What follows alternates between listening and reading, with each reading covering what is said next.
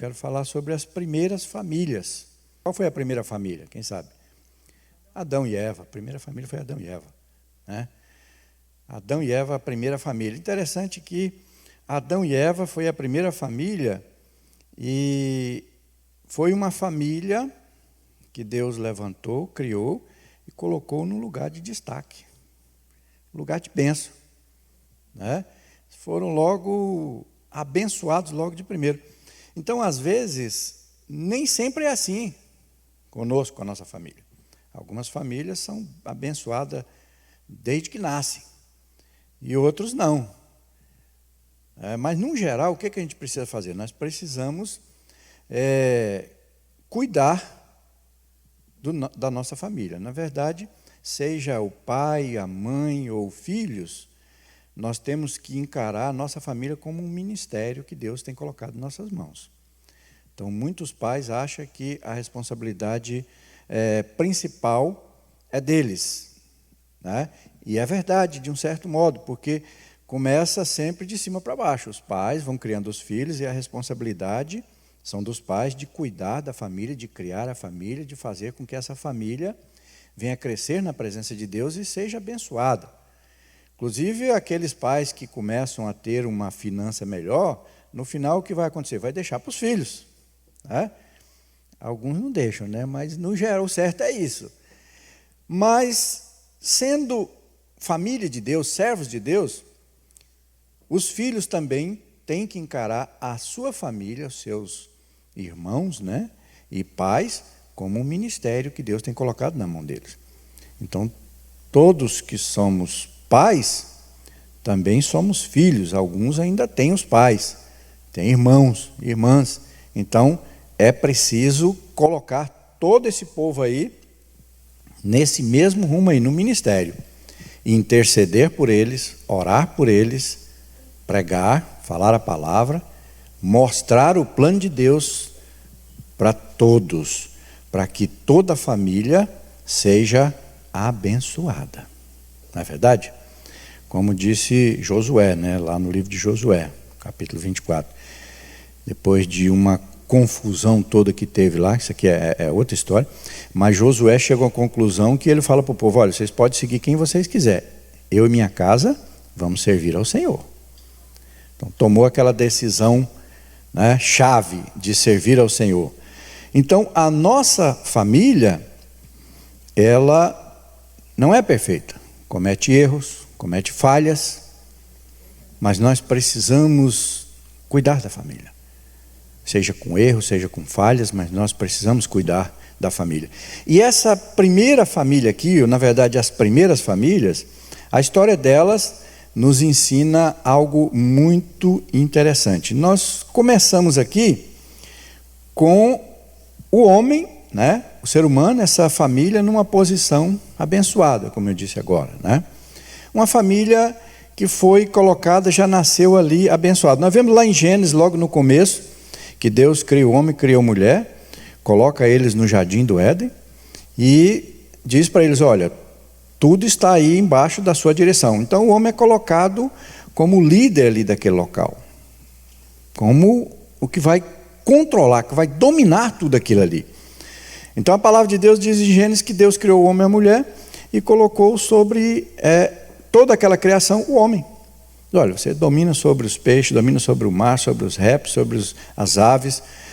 E no capítulo 2, né, de Gênesis, fala sobre o jardim do Éden. Então no capítulo 1 nós vemos Deus criando o homem, colocando lá tudo embaixo deles. E no capítulo 2, no versículo 15, 16, 17, Deus fala para ele assim: tomou, pois, o Senhor Deus ao homem e o colocou no jardim do Éden para cultivar e o guardar. E o Senhor deu-lhes esta ordem: de toda a árvore do jardim comerás livremente, mas da árvore do conhecimento do bem e do mal não comerás, porque no dia em que delas comeres, certamente morrereis.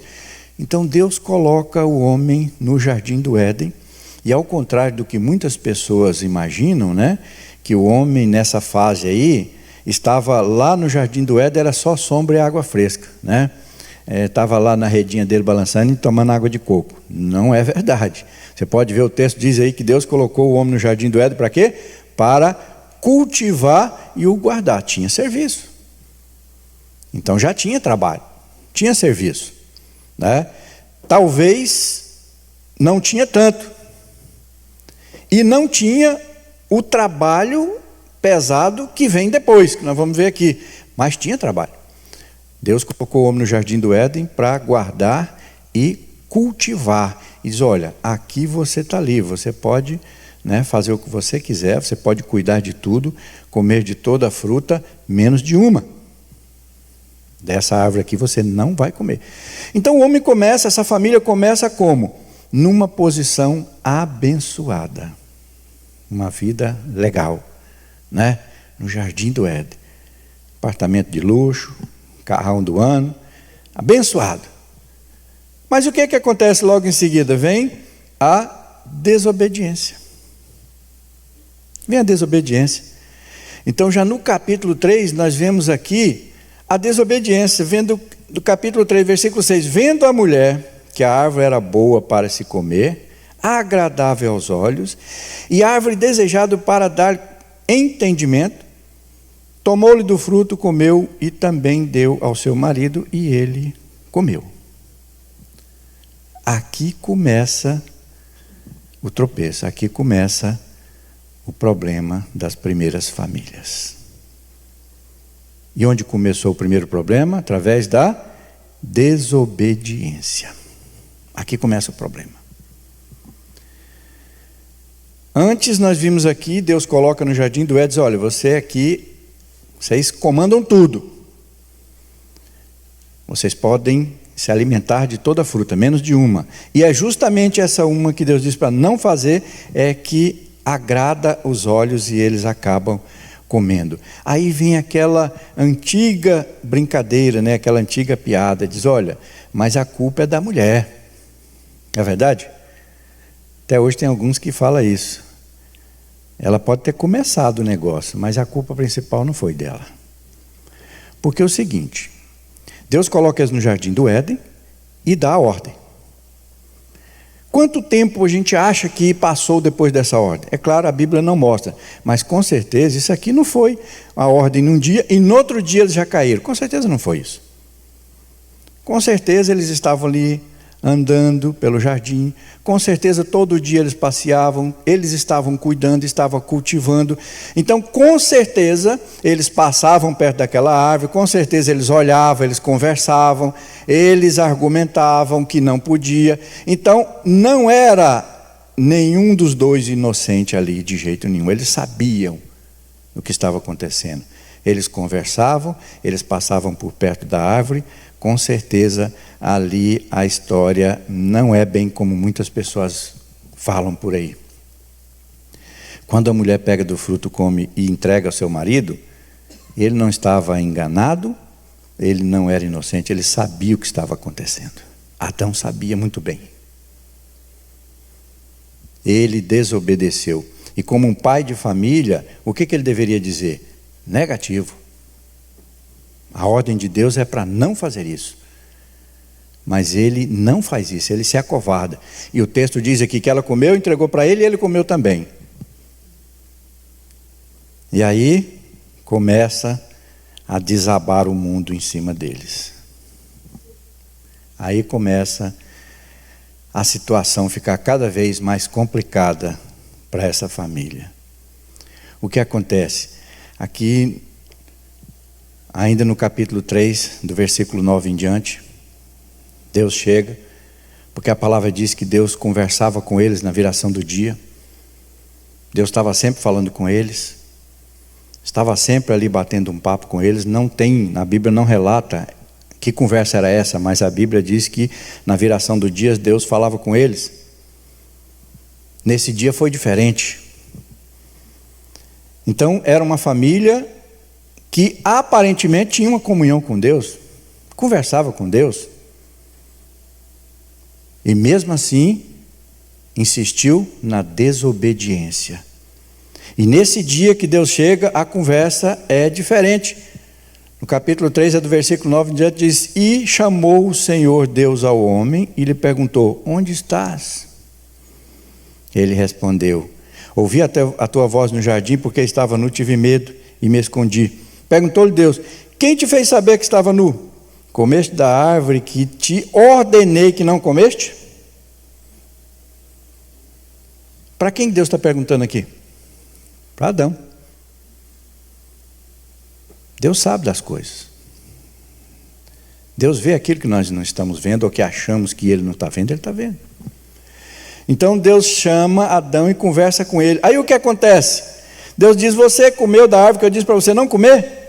Versículo 12, Adão diz o seguinte: Então disse o homem: A mulher que me deste por esposa, ela me deu da árvore e eu comi.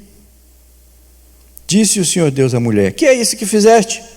Respondeu a mulher: A serpente me enganou e eu comi. Interessante, né? E sabe que isso aqui acontece até o dia de hoje? Isso se chama transferência de responsabilidade. Deus pergunta para o homem: O que é que aconteceu? Ele diz: Foi a mulher que só me deu. Então ele não só está colocando a culpa na mulher, mas também a culpa em Deus. Diz: Olha, isso aconteceu porque o Senhor me deu essa aí, ó. A culpa é dela, e foi o Senhor que me deu. Não tinha outra, não? Então ele não só está colocando a culpa na mulher, mas está colocando a culpa em Deus também. Isso se chama o quê? Transferência de responsabilidade. Aí Deus olha para a mulher e diz: Então, o que foi que você fez, mulher? E ela disse: Mas foi a serpente. Aí Deus vai para a serpente, né?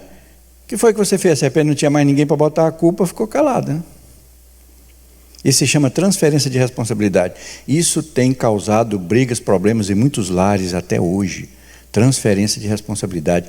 Ninguém quer assumir a culpa. Ninguém tem a coragem de dizer assim: Eu errei, me perdoa, foi eu que fiz, eu não devia. Eu falei, não devia. Mas não, ao invés de assumir a culpa, é mais fácil para nós apontar o dedo para quem está mais próximo, colocar a culpa em outra pessoa.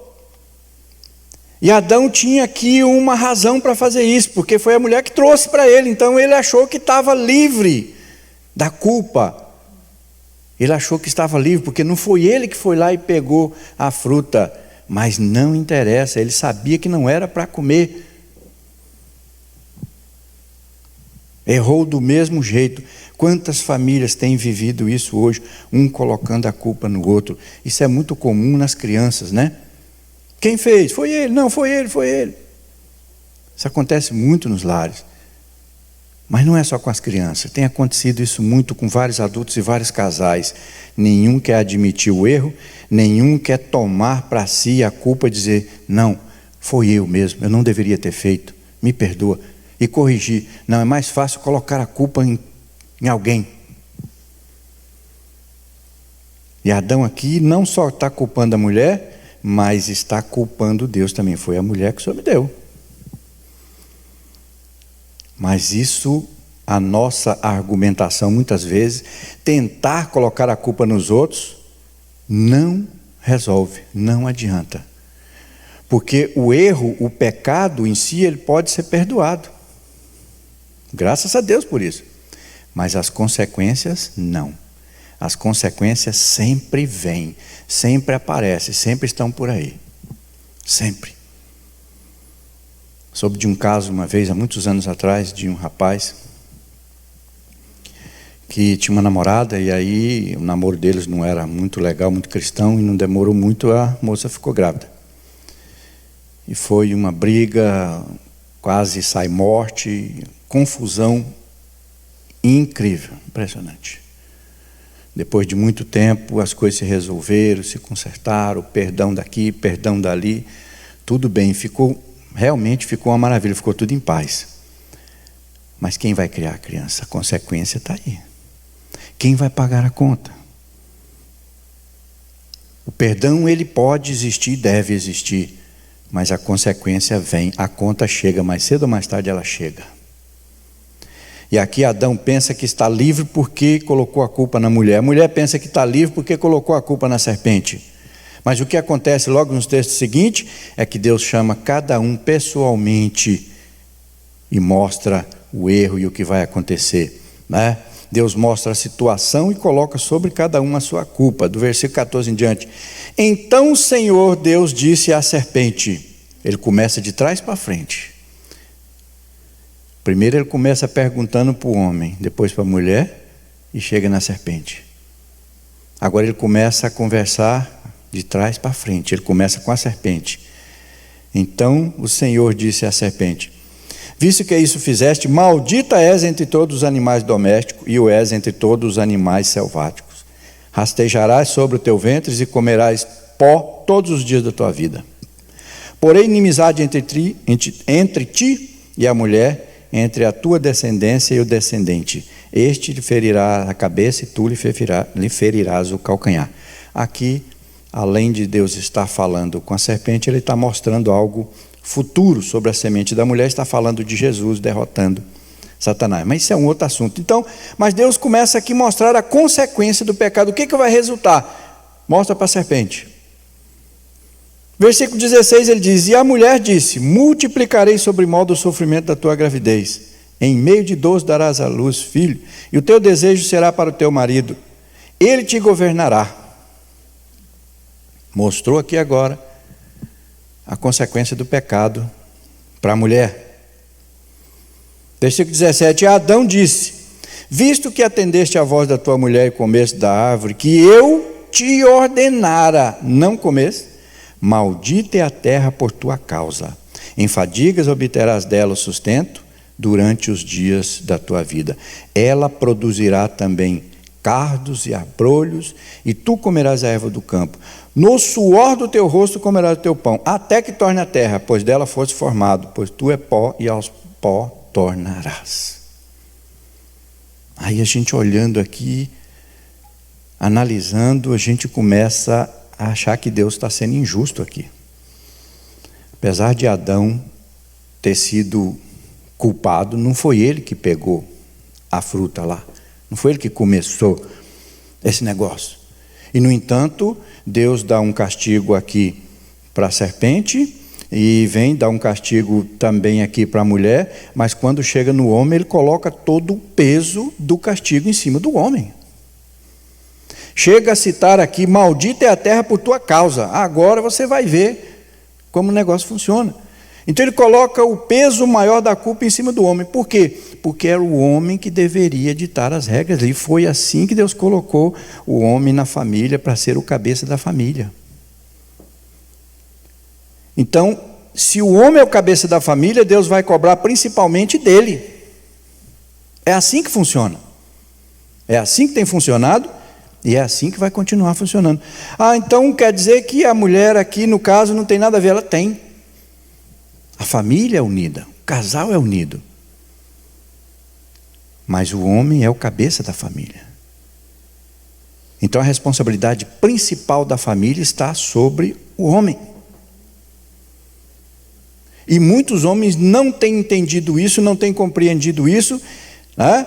E não têm tomado a liderança no seu lar. E aí o que acontece? É mais uma família complicada, mais uma família problemática que está por aí. Porque não tem um domínio, não tem um controle. Não estou dizendo que o homem é mais importante do que a mulher, não é nada disso. Para mim, a palavra é verdadeira, diante de Deus somos todos iguais. Mas todos sabemos que o cabeça do lar, o homem, deve ser o primeiro a conduzir os seus filhos para a igreja, deve ser o primeiro a ensinar os seus filhos a palavra de Deus, deve ser o primeiro a tomar a responsabilidade de cuidar da família. Isso é a responsabilidade principal do homem. É o sacerdote do lar, é o homem. É aquele que vai cuidar da sua família, providenciar o que a sua família precisa. Os dois vão estar juntos, o marido e a mulher vão estar juntos, os filhos vão estar juntos, a família vai estar junto. Mas saiba de uma coisa, Deus vai cobrar principalmente do homem, do pai. E nós vemos aqui, Deus está dizendo aqui, olha, maldita é a terra por tua causa. Você agora, causou um problema muito grande para todo mundo, porque a terra agora vai produzir espinhos, abrolho, ou seja, vai aquele mato geral. Para você cultivar agora, vai ser do suor do teu rosto que o negócio vai funcionar. E os mais antigos aqui, não são muitos, né? A maioria jovem, sabe como era a roça antigamente. Se você não sabe, assiste algum vídeo do que era a roça antigamente, sem esse maquinário que tem hoje, essas facilidades. Não era fácil, não. O negócio era difícil, muito trabalhoso, e nessa época aqui muito pior, não tinha tecnologia. E Deus está dizendo para ele: agora você vai comer do suor do teu rosto, a terra vai produzir mato. Aqui no Jardim do Éden você só cultivava, só cuidava. Agora você vai ver a dificuldade que dá lá fora para você ver. E o que acontece? Logo em seguida, o versículo 23... O Senhor Deus, por isso, lançou fora do jardim do Éden, a fim de lavrar a terra de que fora tomada. O que é isso? Eles foram lançados fora, perderam o lugar de bênção. Perderam a bênção. Estavam antes, como nós vimos no começo, num lugar de destaque, num lugar de bênção.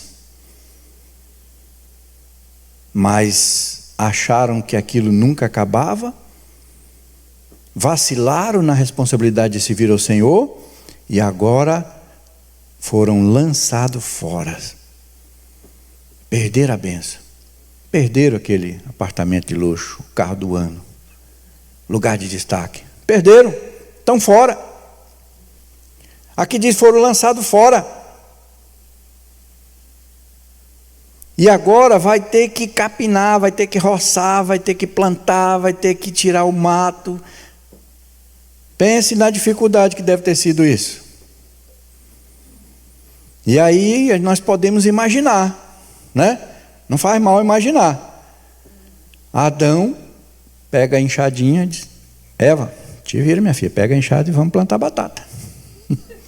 Essa é a ordem de Deus: cai fora, vai plantar batata. Agora vamos trabalhar. E a Eva deve ter dito assim: não, mas eu tenho um serviço aqui em casa. Ele disse: não, você vai me ajudar, foi você que começou esse negócio. Aí começa a discussão. Aí a Eva disse: não, mas você tinha autoridade, você comeu porque quis. Por que você disse que não era para comer? Você aceitou? Então, imagine isso aí. Você acha que perdeu o lugar de bênção, perdeu o lugar de destaque, agora estão na roça, literalmente na roça. Você acha que os dois começaram a lavrar a terra, tirar o capim, tirar o mato, de bom grado, com toda alegria? Você acha que isso é... De jeito nenhum, duvido que isso aconteceu. Eu acredito que eles começaram a cuidar da terra, mas eu tenho quase certeza que os dois estavam já em pé de guerra, em discussão. Então agora a terra produz mato. Com certeza esse casal começou a sua família ali, que ainda não tinha os filhos, começaram com briga, com discussão, com bate-boca. Sabe por que nós podemos pensar nisso? Porque você pode ver lá já no capítulo 4 a história dos filhos. Os filhos crescem, querem ofertar, querem servir a Deus, mas do seu jeito. Nós vemos que Abel traz, lá no capítulo 4 está isso, do versículo 1 em diante, Abel traz da gordura da sua criação. Caim traz da colheita dos frutos, que com certeza deu trabalho para eles colher, para eles plantarem. Mas ele faz do seu jeito ali. E o que acontece? A Bíblia nos mostra lá no capítulo 4 que Deus olha para ele e vê que ele está com raiva. O cara está brabo. Vou até ler aqui, deixa eu abrir aqui para nós vermos aqui. Gênesis capítulo 4 está aqui. Coabitou o homem com Eva, sua mulher, essa concebeu e deu à luz a Caim. Então disse: adquiri um varão com o auxílio do Senhor. Depois deu à luz a Abel, seu irmão. Abel foi pastor de ovelha e Caim lavrador. Aconteceu, olha só, versículo 3 em diante. Aconteceu que no fim de uns tempos, Trouxe Caim do fruto da terra uma oferta ao Senhor. Abel, por sua vez, trouxe as primícias do seu rebanho e da gordura deste. Agradou-se o Senhor de Abel e de sua oferta, ao passo que de Caim e sua oferta não se agradou. Irou-se, pois, sobremaneira Caim e descaiu-lhes o semblante. Então lhes disse o Senhor: por que andas irado? E por que descaiu o teu semblante? Se procederes bem, não é certo que serás aceito? Se todavia procederes mal, eis que o pecado jaz à porta, o seu desejo será contra ti, mas cumpre a ti dominá-lo. Olha aí. Então, esses dois filhos aqui estão já tentando fazer alguma coisa para Deus, estão trazendo oferta, mas um fica com raiva, um não gosta. Deus fala com ele: olha, cuidado, você está indo por um caminho aí que não é legal. Você está indo por um caminho que não dá certo.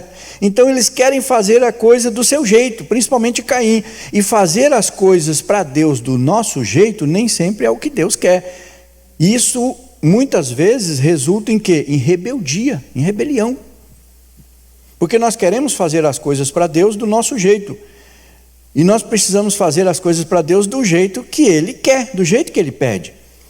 E aqui nós vemos esses jovens aqui, crescendo, já fazendo as coisas, mas acredito que eles estão ouvindo a voz de Deus, mas não estão ouvindo Deus, que nós sabemos o que aconteceu logo depois.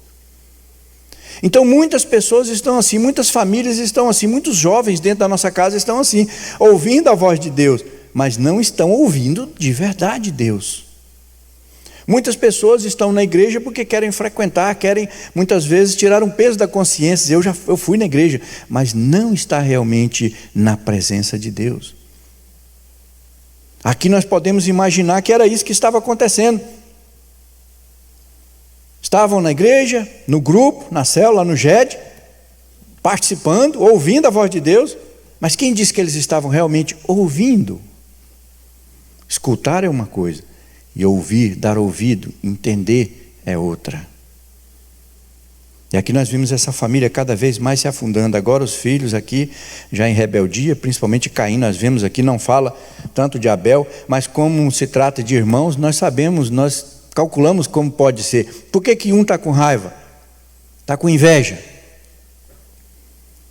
Com certeza, como nós vimos, cresceram num lar em que ouviram briga, ouviram discussões, ouviram gritos, porque eu tenho quase certeza, não posso afirmar porque não está escrito, mas eu acredito que Adão e Eva, cuidando lá na roça, com certeza não estavam felizes da vida, e muitas das brigas, muitas das discussões foram perto dos filhos, porque agora o que acontece?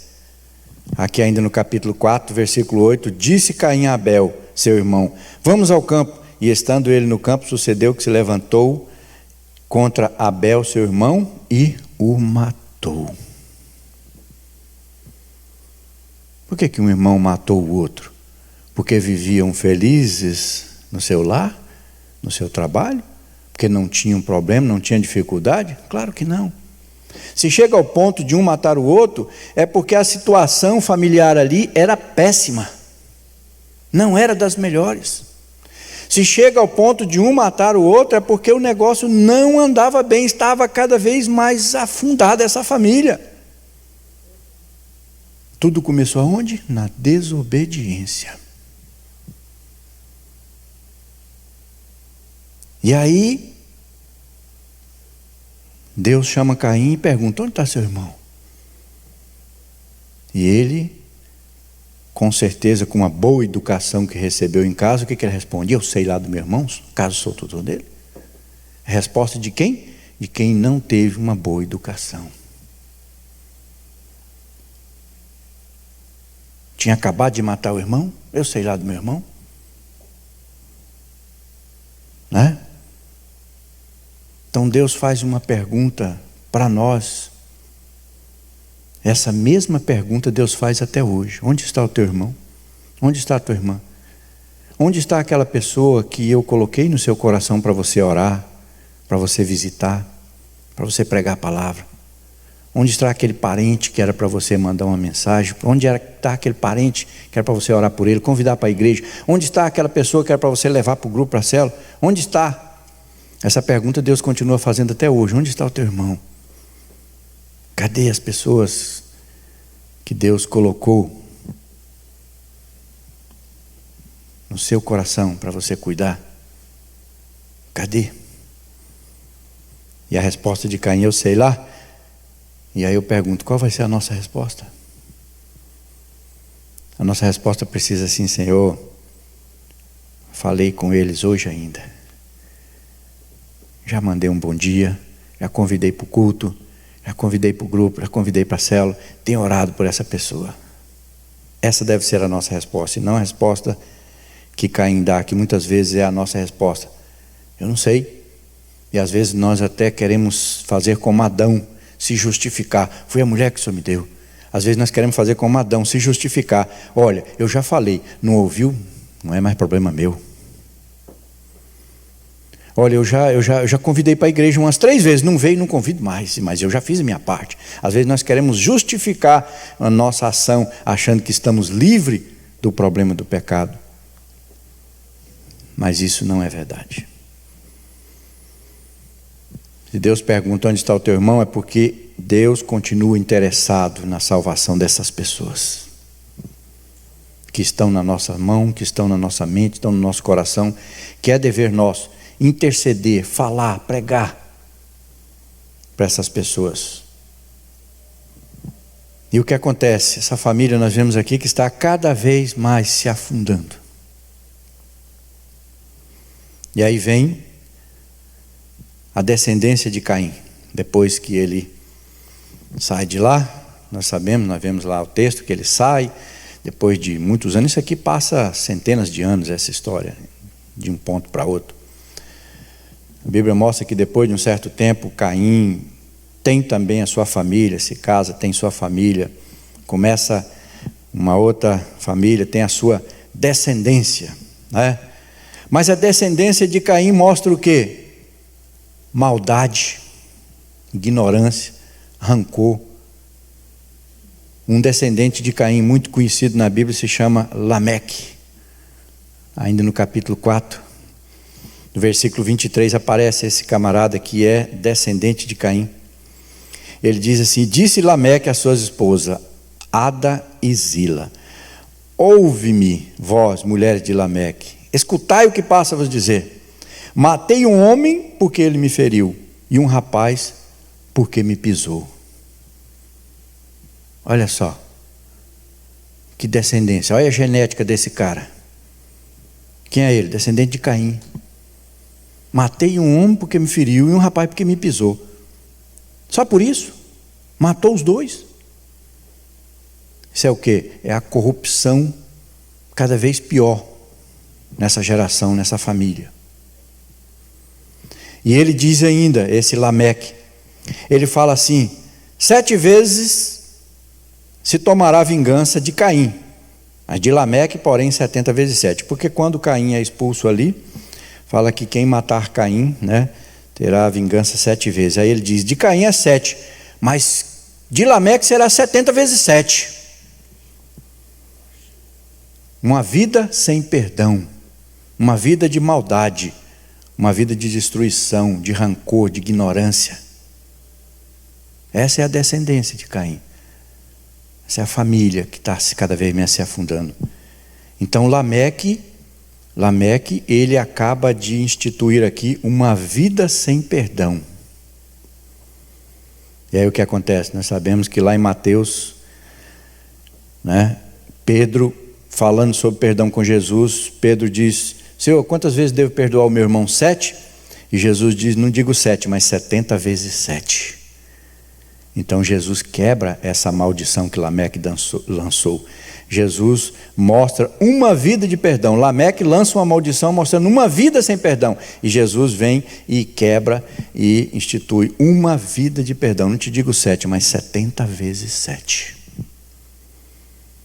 Uma vida de perdão, uma vida de amizade, uma vida de amor, uma vida em união.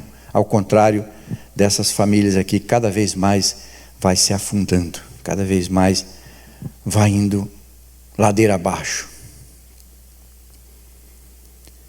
E aí, aqui ainda no capítulo 4, a gente percebe algo diferente acontecendo nessa família. Do versículo 25 em diante diz: tornou Adão a coabitar com sua mulher, e ela deu à luz a um filho, a quem pôs o nome de Sete, porque disse ela: Deus me concedeu outro descendente em lugar de Abel, que Caim matou. A Sete lhes nasceu também um filho, ao qual pôs o nome de Enos. Daí se começou a invocar o nome do Senhor. Daí se começou a clamar por Deus. Em outra tradução diz: foi nessa época que começaram a usar o nome do Senhor nos cultos domésticos. Foi nessa época que a família começou a melhorar. Quando é que a família começou a melhorar? Quando começou realmente a invocar o nome do Senhor. Quando começou a clamar pelo Senhor, as coisas começaram a mudar. Aí tem uma pergunta: essa família aprendeu da maneira mais difícil? Será que é preciso a família se arrebentar para nós começarmos a clamar o nome do Senhor? Será que você vai esperar a família a se arrebentar, acontecer uma tragédia, uma desgraça, para você entender que é necessário ter Deus em primeiro lugar na sua família? Será que vamos esperar as coisas se arrebentar tudo à nossa volta para nós chegarmos e dizer: realmente eu preciso de Deus na minha vida, eu preciso do Senhor na minha família? Será que vai ser preciso isso? Essa família aprendeu da pior maneira possível. Mas nós temos a palavra do Senhor, nós podemos aprender diferente, nós podemos pular essa tragédia. Nós podemos começar a invocar o nome do Senhor, nós podemos começar a clamar o nome do Senhor sobre nós, sobre a nossa família. Não precisamos ver nossa família ser arrebentada. Não precisamos. Nós podemos ver a bênção de Deus na nossa casa. Nós podemos ver Deus prover, nós podemos ver Deus abençoar. É só o quê? Começarmos a clamar. É só começarmos a declarar palavras de bênção sobre nossa família, nossos filhos, irmãos, parentes. Aqui diz: foi nessa época. Em outra tradução diz: foi aí que começaram a clamar o Senhor. Olha só, quando começaram a clamar o Senhor? Depois que já estavam todos arrebentados. Depois de uma situação dramática, um matando o outro, né? Lameque aqui matando dois só porque encostou, pisou, feriu. E estipulando aqui uma vida sem perdão, de vingança. E aí de repente nasce uma pessoa, e daí em diante eles começam a clamar o Senhor, começam a invocar o nome do Senhor. E sabe uma coisa interessante nessa história? Está lá no capítulo 5, versículo 28, né? De Gênesis, capítulo 5, versículo 28, diz assim: Lameque, esse dito camarada, né, esse dito descendente de Caim, ele diz assim: Lameque viveu 180 anos e gerou um filho, pôs-lhe o nome de Noé, dizendo: este nos consolará dos nossos trabalhos e das fadigas de nossas mãos nessa terra que o Senhor amaldiçoou. Então esse dito cujo Lameque, né, assassino, um mau exemplo de pai, um mau exemplo de pessoa da sociedade. Mas o que ele faz? Ele tem um filho, e ele olha para o filho e disse: esse aí vai ser diferente, esse não vai ser igual eu, esse vai prestar, esse vai ser realmente um homem diferente. Sabe o que é isso? Poder das palavras. Trocando aqui em miúdo, traduzindo para a nossa linguagem, esse Lameque não valia nada, mas ele diz: o meu filho vai valer, esse vai prestar. Muitos pais de família, muitas famílias estão lançando maldição sobre os seus filhos quando falam: isso aí não vai prestar, isso aí não dá nada, isso é preguiçoso, não quer trabalhar, e blá blá blá, e blá blá blá. Isso é maldição, isso é poder da palavra. Lameque era um homem que Aparentemente não poderíamos esperar nada de bom nele, mas ele diz: esse aí vai ser diferente, esse não vai ser igual eu, esse vai ser diferente. E o que acontece? Noé e sua família são os únicos que são salvos no dilúvio. Noé passa a ser um homem temente, Noé passa a ser um homem de Deus, muito diferente do seu pai, muito diferente da sua descendência.